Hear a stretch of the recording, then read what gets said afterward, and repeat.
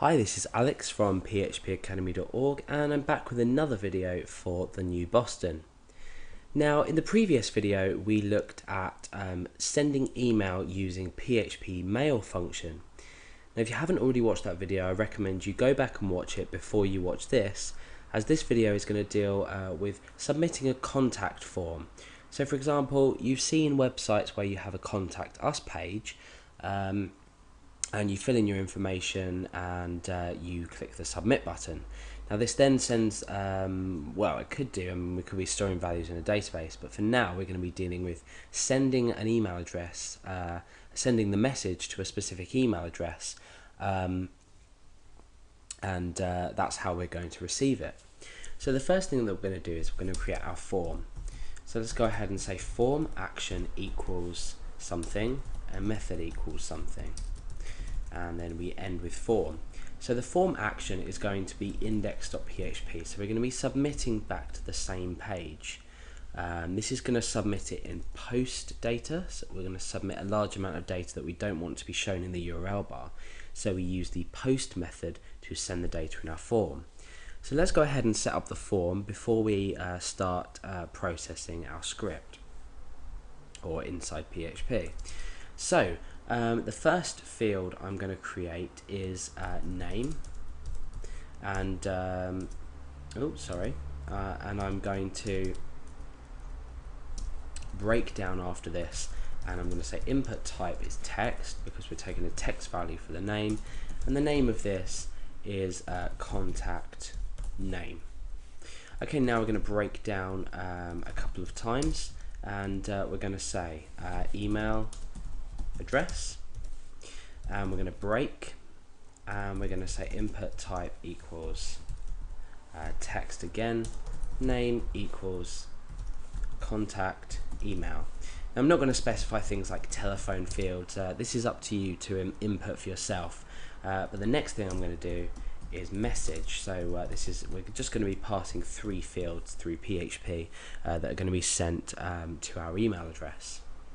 So now message, we're going to put a text area. So a text area is just a large text area that can be typed in. So text area.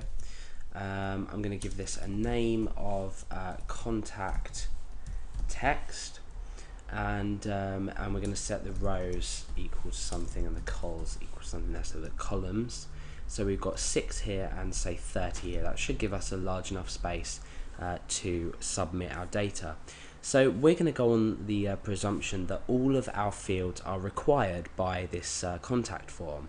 So obviously you can chop and change, and within PHP we can make the relevant checks. But for now I'm going to do a couple of breaks down, and I'm going to create our submit button. So it's a type submit, and the value is going to be send. So let's go ahead and save this page, and we can preview this in our browser. So I'm going to refresh the page, so you can see we've got a pretty standard looking contact form. Now it's obviously up to you to change the design of this. You can obviously implement CSS if you know how, pop this into your own design. So for now I'm just starting with the most basic layout. So we can type information into here, and what we want to do is we want to enter different email addresses and our messages, and we're going to test out, well, we're going to fill in all fields first of all. This is what we need to make sure will happen. So let's go over to back to our file and edit this. Okay, so inside PHP, when this is submitted, the first thing that we want to do is we want to check to see if the form's been submitted. So we need to check that each element is set.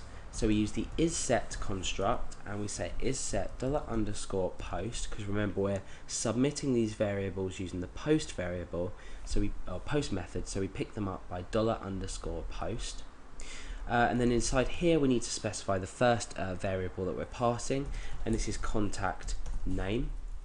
Then we need to say and, so we apply the and operator. So we're saying if the contact name is set, and and is set $_post, and we need to now specify the next field that we're submitting, that's contact email.